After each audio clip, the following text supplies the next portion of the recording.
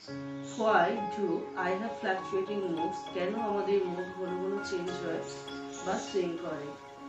এই mood change হওয়ার বিশেষ 10টি কারণ রয়েছে। আমি এটা আপনাদের সাথে আজকে শেয়ার করছি। আমাদের প্রধান একটা কারণ সেটা সবার প্রথমে না বললে নয়, হরমোনাল যে ইমব্যালেন্সমেন্ট রয়েছে তার কারণে আমাদের ঘন ঘন মুড চেঞ্জ হয় বা মুড সুইং করে। দ্বিতীয় যে কারণ সেটা হচ্ছে পর্যাপ্ত পরিমাণে ঘুম না হলে বা স্লিপ হাইজিন না হলে ঘন ঘন মুড চেঞ্জ হতে পারে। যদি আপনি ডিপ্রেশনের মধ্যে থাকেন তাহলে কিন্তু সেক্ষেত্রে আপনার ঘন ঘন মুড চেঞ্জ হতে পারে এবং সেটা খুবই সাধারণ একটা বিষয়।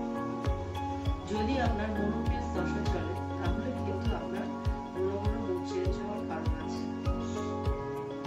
যদি আপনি স্ট্রেসের মধ্যে থাকেন তাহলে কিন্তু আপনার ঘন ঘন মুড চেঞ্জ হতে পারে। আপনি যদি কোনো নেশাদ্রব্যের মধ্যে থাকেন তাহলে কিন্তু আপনার মুড ঘন ঘন সুইং করতে পারে। 7 নম্বর কারণ হচ্ছে আপনি কোনো ফাস্ট ফুড বা প্রসেসিং ফুড বা জাঙ্ক ফুড খাচ্ছেন, সেক্ষেত্রে খাদ্যটা খাওয়ার পরে আপনার কিন্তু মুড সুইং হচ্ছে। প্রেগনেন্সির সময় কিন্তু ঘন ঘন মুড সুইং করতে পারে, এটা খুব ন্যাচারাল একটা বিষয়। 8 নম্বর কারণ হচ্ছে বাইপোলার ডিসঅর্ডার হলে সেক্ষেত্রেও আপনার মুড সুইং করতে পারে। লাস্ট যে কারণটা বলবো সেটা হচ্ছে ডায়াবেটিস। ডায়াবেটিসটা মুড চেঞ্জ করার একটা অন্যতম বিশেষ কারণ। গাইস, আমরা এখানে 10টা কারণ আলোচনা করলাম যে কি কি কারণের জন্য ঘন ঘন মুড সুইং করতে পারে।